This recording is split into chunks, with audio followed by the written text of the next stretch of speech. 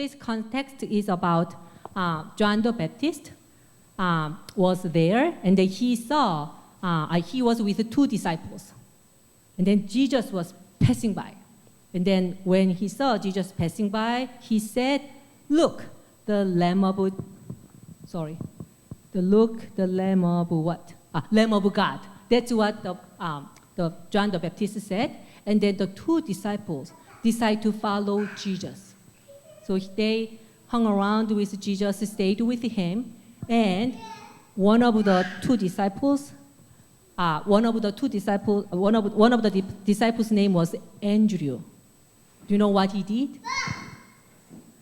What he did was, let me just read the scripture. The first thing Andrew did was to find his brother Simon and tell him, we found the Messiah, that means the Christ. So what did he do? The first thing he did was to find his brother Simon. He find his brother and they tell him, we found the Messiah. And he brought him to Jesus. So 3 verbs. Say again. What did he do? Find and tell and bring. I mean, here we had the past tense. Brought him to Jesus. That's what he did. And you know what happened? Jesus looked at him and then said, you are Simon, son of John. You will be called Cephas, which is Peter. This is stone. So when I read this scripture, I know it's about just sharing gospel with my friends or with my family or with my coworkers. But I was also thinking that why I don't do that when the Bible scripture talks about that, why I can't.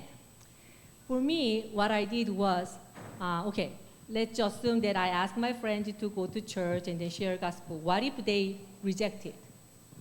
Another one is, let's assume that I bring my friend to the church, and then what if they are disappointed? So that was kind of 2 fears I had. But today's scripture just said that it doesn't matter.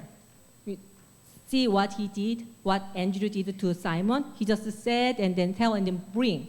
And then the next thing was what Jesus did. I don't need to tell the people, the one I brought to church, what do you think about it? I don't need to say anything because God will tell the people who will be here. That's what he said. Jesus looked at him and said, you are Simon, son of John. So you don't need to, that was my lesson when I just read through, and then that's something I may try. If I bring somebody here, I don't need to worry about what they will judge us. God will tell that person. That's all it takes. So don't be afraid to tell your friend to come to church, and then the rest, leave that to God.